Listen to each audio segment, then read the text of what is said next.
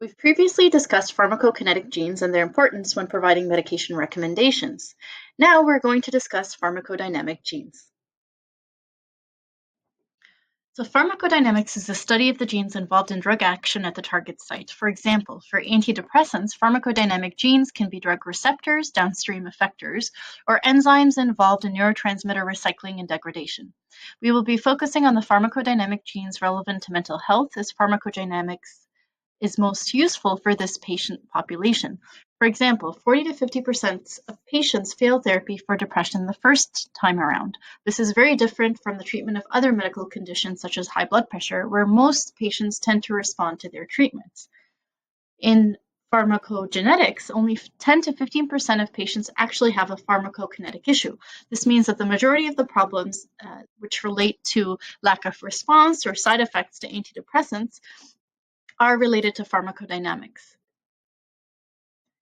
Now, when it comes to efficacy, what we do is we combine the scores of multiple pharmacodynamic genes to come up with a percentage efficacy score. These pharmacodynamic genes can be receptors for serotonin, such as the 1A or 2A serotonin receptors, or receptors for dopamine, such as the dopamine 1, 2, and 3 receptors, or receptors for norepinephrine, such as the adrenergic 2A receptor. We also test transporters, such as norepinephrine transporter, and also the genes which code for proteins involved in the production or metabolism of neurotransmitters. For example, TPH1 codes the tryptophan hydroxylase enzyme, which is involved in the production of serotonin from tryptophan. The COMT or catechol-methyltransferase enzyme is involved in the degradation of catecholamines such as dopamine and norepinephrine. I've highlighted the DRD2 and COMT genes because they repeat a lot in our genetic algorithms and they are very important. Now let's discuss and focus on dopaminergic and noradrenergic medications, their place in therapy, as well as the genes that are involved in response and side effects. The first SNP, the RS1800497 SNP, actually occurs in the ANNK1 gene that is closely linked to the DRD2 gene. And the main polymorphism that we're interested in is the TACA1 polymorphism, or the conversion of the A2 allele to the A1 allele. Now, the A1 allele or A allele in the ANNK1 gene that is closely linked with the dopamine 2 receptor is associated with a reduced number of dopamine binding sites in the brain and increased risk of addictive behaviors. Compared to patients who carry both A2 alleles, also known as GG, individuals with at least one A1 allele were more likely to report smoking and increased risk of side effects at 12 months on bupropion. Now, it was previously thought that the TACA1 polymorphism occurs directly in the dopamine 2 receptor gene, but it was only later that it was discovered that it actually occurs in the ANNK1 gene, which is chromosomally very close to the DRD2 gene. Now, there's another SNP, the RS1799732 SNP, that actually directly occurs in the DRD2 or dopamine 2 receptor gene, and we're mainly interested in a deletion of the C allele, because even one deletion of the C allele can result in reduced response to bupropion in smokers, as well as a reduced number of dopamine binding sites. So it seems that if you have a reduced number of dopamine binding sites, you're likely not to be a good responder to bupropion. And this is based on a high level of evidence. This is based on meta-analytic studies and randomized controlled trials. Now, it's very important to note that PharmGKP does not indicate that these SNPs are linked to response to bupropion based on a high level of evidence. We can deduce that by looking at the primary literature. And results can be extrapolated to patients with depression because the D2 receptor involved in smoking cessation exists in the mesolimbic pathways involved in motivation and reward that are also implicated in depression. Patients with a reduced number of dopamine binding sites are also less likely to respond to bupropion in the context of depression. Here's just an example of one meta-analytic study that was done in a Caucasian population of 11,075 subjects. This meta-analysis involved 22 studies, and this meta-analysis concluded that the polymorphism of TACA1 has an important role in the process of abstaining from smoking, and smokers carrying the A2 genotype have a higher likelihood of smoking cessation compared to those who have at least one copy of the A1 allele. Now, this is another study which involved the results of 2 randomized controlled trials, which showed that patients with the C allele were more likely to respond to bupropion as compared to nicotine replacement therapy. Those who had at least one copy of the deletion allele were more likely to respond to nicotine replacement therapy instead of bupropion. So this is an example of what our algorithm looks like in the back end of our software. You don't get to see the details of the scoring system in our algorithm. So I'm presenting it here for completeness, just so you understand at least how the algorithms work. What you do get to see is a final score, as well as the results for each individual SNP. Now, in the back end of our software, we are looking at two main SNPs here, the ones that we previously mentioned. And as you can see, you have to have a GG at both SNPs or a total score of 4 or more to be a good responder. If you only have the good copy in at least one of the SNPs, you only get a score of 2, and you're considered a moderate responder. We have two main SNPs, the same ones that determine response, the RS1800497 and the RS1799732. And with bupropion, if we had GG at both SNPs, you're more likely to respond to that medication. In the case of nicotine replacement therapy, it's the exact opposite. If you have at least one copy of the deletion allele in the RS1799732 SNP, or at least one copy of the A1 allele in the RS1800497 SNP, you're more likely to respond to nicotine replacement therapy. So this is why pharmacogenetics can be really useful when you're providing smoking cessation services at your pharmacy. It can help you choose between different options, mainly nicotine replacement therapy or bupropion, when you're determining where to start when helping patients and increasing the probability of them quitting smoking. I also want to take some time to talk about another important gene called the catecholomethyltransferase gene that codes catecholomethyltransferase enzyme that is involved in the metabolism of dopamine and norepinephrine. There are patients that have a certain variant in the RS4680 SNP in the COMT gene. Specifically, the AA variants encode the underactive form of the COMT enzyme. These patients tend to have a COMT enzyme that doesn't work as extensively, and because of this, it doesn't metabolize dopamine and norepinephrine, and these patients are predisposed to higher levels of dopamine and norepinephrine at baseline, so they may be more prone to anxiety, and they are known as worriers.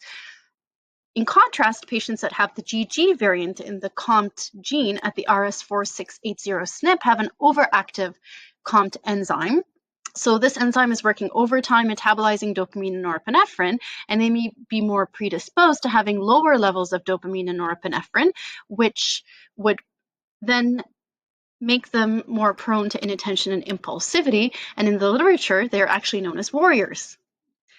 Now, patients with a COMT AA variant that are more prone to anxiety, as you can imagine, if you were to add other environmental factors such as stimulants that increase dopamine levels or dopamine norepinephrine reuptake inhibitors such as bupropion, or an SNRI that increases norepinephrine levels, these patients would actually have an increase in their anxiety, and it could tip them over the edge. Now, just because you have COMT AA doesn't mean you have anxiety at baseline, but if you add on top of that a medication that increases dopamine and norepinephrine levels, now you're even more prone to this symptom than before. So the genetic variant, in addition to the medications that you take and other environmental factors, are really what determines whether a patient experiences anxiety or not. And of course, there are many other genes that can determine anxiety, but when it comes to stimulants, dopamine, norepinephrine reuptake inhibitors, and SNRIs, COMT AA is a major risk factor for anxiety. As you can see here, this is just really a bell-shaped statistical curve where on the y-axis, we're having the amount of people in the human population in percentage, and on the x-axis, we have the amount of dopamine. As we can see here, there's a very small proportion of the human population that actually has very low or very high dopamine levels, usually about 25% on either end of that bell-shaped curve. On the other hand, the majority of individuals, percentage-wise, have optimum levels of dopamine for optimum health, which would be expected. Just as with any other personality or psychological trait, usually these traits follow a bell-shaped curve. For individuals that fall on the low dopamine end, or that have an overactive COMT enzyme, the COMT-GG variant, they tend to be more prone to food cravings, addiction, substance abuse, anger, impulsivity, and high-risk behavior. On the other hand, those that have a receptor, either neurotransmitter receptor excess or a COMT-AA variant, that means that they have an underactive COMT-AA enzyme, they tend to have higher dopamine levels at baseline, and they may be more prone to schizophrenia, aggression and violence, delirium, anxiety, and all other symptoms that are related to anxiety, such as tachycardia, high blood pressure, insomnia, paranoia. These patients also tend to be more prone to chronic pain. So what we hope to have for these patients is a medication that would ultimately help them to have an optimum neurotransmitter level. Algorithm for venlafaxine and desvenlafaxine. It's not enough to have the COMT-AA variant and to have high dopamine and norepinephrine levels at baseline. You also have to have a sufficient number of dopamine receptors, or a large number of dopamine receptors that would allow the dopamine to bind and to really have a higher activity in the dopaminergic pathway that would predispose you to anxiety. So according to this algorithm, in order to have an unfavorable response in terms of anxiety on venlafaxine or desvenlafaxine, you have to have a score of 4 or more. And the only way to have that score is to have the GG variant in the DRD2 receptor, in addition to either AA or AG in the COMT enzyme that would predispose you to higher dopamine and norepinephrine levels, with the highest score being given to those with a combination of GG at our DRD2 and AA at COMT. And if you were to look at the very right of the algorithm, you can see the percentages at which those different variants occur in the human population. So for example, for the COMT-AA variant, it's 25% of patients that would be predisposed to having higher neurotransmitter levels or higher levels of dopamine and norepinephrine. It would also be 25% of patients that would be COMT-GG that would be predisposed to low levels of dopamine and norepinephrine. Most patients, 50% of the human population, has optimal or average levels of dopamine and norepinephrine.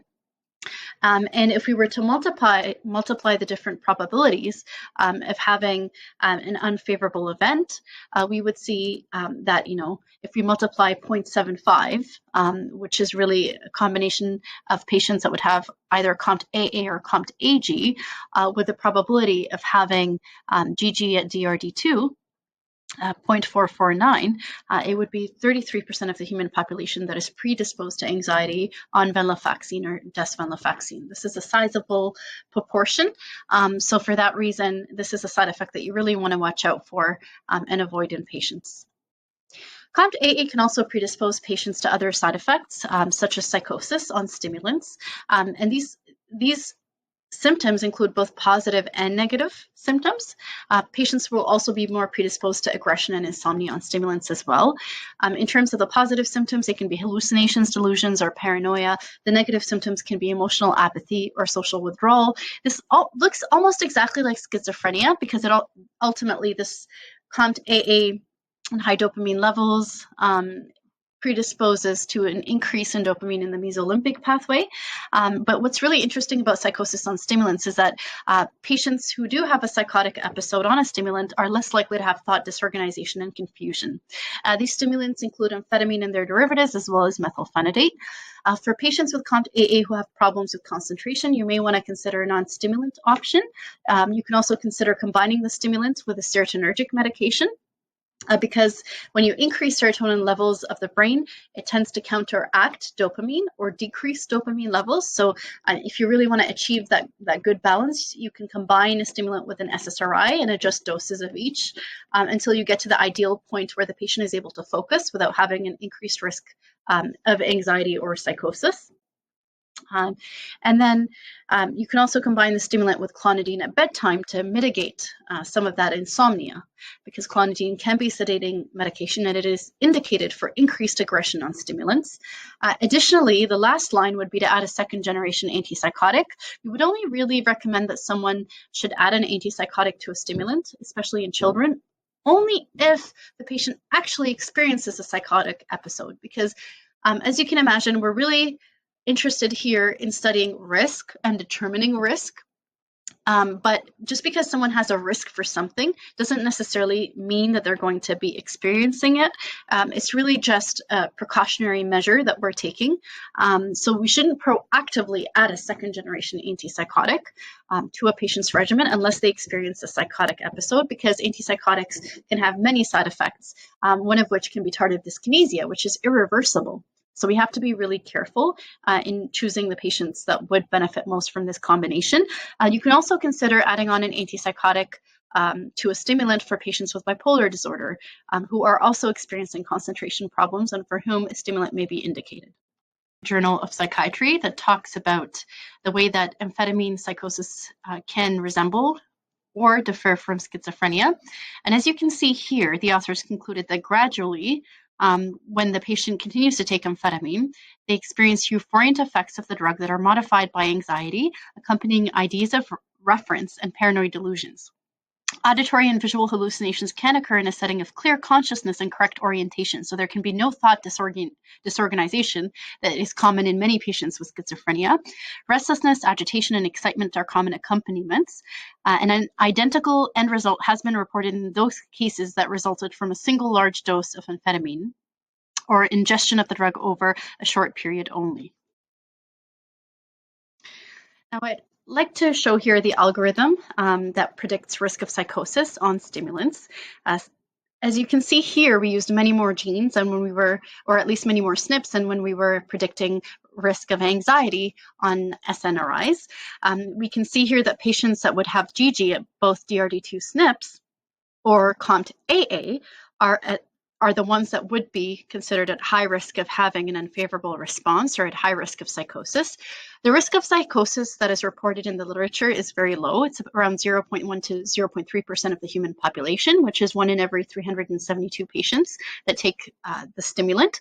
This is a vast underestimation because this doesn't include the patients that have been categorized as having a manic episode that can also experience psychotic symptoms. And psychosis can occur even though the patient is taking a medication as prescribed. It tends to be a dose-related side effect, so the higher the dose, the higher the risk, and it's more common in patients who are taking amphetamine doses higher than 60 milligrams per day. There are some exceptions to the dose-related side effect rule. So there's something called reverse tolerance that can occur more commonly with methylphenidate. This is a form of psychosis that is not dose-related, and it involves increased effect to the drug despite the patient taking the same dose every day. The mechanism is unknown. It may be due to sensitization of the dopamine receptors or increased D2 receptor sensitivity to dopamine in the mesolimbic pathway. This is not a COMT-related side effect, so it's not dose-related or related to levels of dopamine and norepinephrine in the body, or at least in the brain, and it tends to be more dangerous. So patients do not realize that they are experiencing the symptoms as they are taking the same dose. It looks a lot like the progression of schizophrenia. The patient first withdraws socially, becomes more apathetic, and then eventually starts experiencing the delusions of fixed false beliefs, and they start to see and hear things that are not there. The only thing that you can really do for these patients is to discontinue the drug and to not re-challenge, because sensitization can reoccur if the drug is reinstated. You want to consider an alternative, so an alternative stimulant such as amphetamine, or the safest thing to do is really to use a non-stimulant. Most articles on stimulant reverse tolerance were written in the 1960s and 1990s and are based on animal studies where researchers saw that animals who tolerated stimulants well eventually over time started experiencing stereotypical or repetitive behaviors that indicated abnormal activity. There have been also human case studies that have been published. Psychosis is generally not addressed by current CADRA guidelines for ADHD in Canada. However, we can use our logic. We know that if the patient is experiencing the side effect, you want to discontinue the drug, you don't want to re-challenge, and you want to consider an alternative.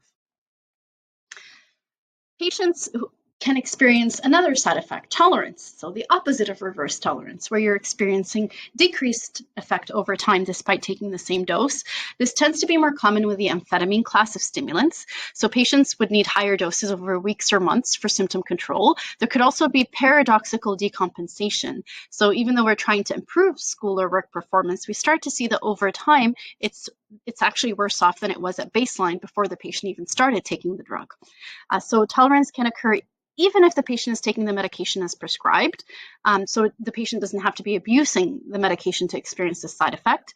And what we don't know about tolerance is whether it's something that all patients experience on amphetamines over time, when they've been taking this medications chronically for months or years, or whether it's only really a small subset of patients. Stimulants, what you want to do is you want to try to recommend a drug holiday where the patient goes off the stimulant on weekends.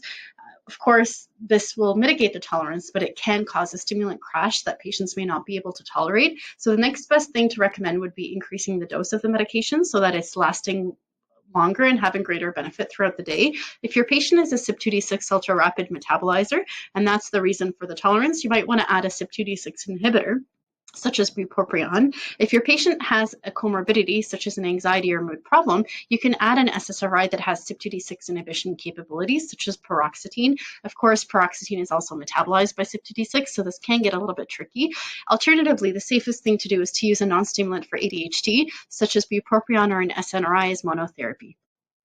There's several stimulant formulations available on the market. For amphetamine, it's available as an extended release form as either Adderall XR or Vyvanse. It's also available as a short release form as Dexedrine. For methylphenidate, it's available as extended release as Bifenton, Concerta, or Foquest.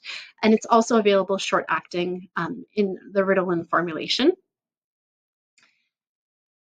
Based on guidelines, you want to start with a long-acting stimulant first that can control symptoms throughout the day. Then if the patient has a stimulant crash or the medication is not lasting long enough when they're either back from work or back from school, you want to add a top-up, so a short-acting medication.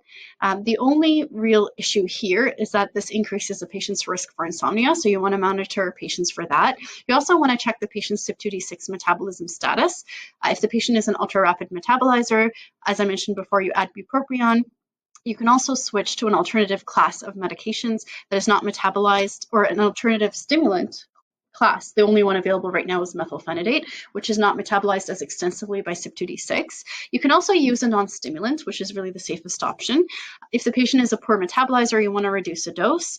If it's a child, you may need to actually compound an XR version of the drug, which may not be available at the lowest dose that you would like on the market right now.